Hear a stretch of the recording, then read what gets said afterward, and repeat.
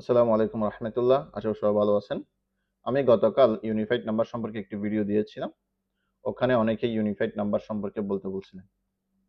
Unified number, unique identification number, Bangla একক পরিচয় number, যা সংযুক্ত আরব আমিরাতে একজন ব্যক্তিকে প্রথমবার ইমিগ্রেশন সিস্টেমে রেজিস্ট্রেশন করার সময় স্থায়ীভাবে ৮ বা ৯ ডিজিটের যে নাম্বারটি দেওয়া হয়, এটাই ইউনিফাইড নাম্বার।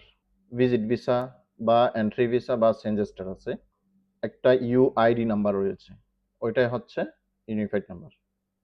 এই ইউনিফাইড নাম্বার উপর ভিত্তি করে একজন মানুষের ইমিরেটস আইডি তৈরি করা হয়। আবার দুই একজনে একজন ব্যক্তির দুইটা ইউনিফাইড নাম্বার রেজিস্ট্রেশন কখনো হতে পারে না, এরকম বলেছেন। সিস্টেমের ত্রুটির কারণে বা ভুলে একজন মানুষের দুইটি ইউনিফাইড নাম্বার রেজিস্ট্রেশন হতে পারে, এরকম কেস আমরা পেয়েছি, যার কারণে আমি বলেছিলাম কথাটা কালকে।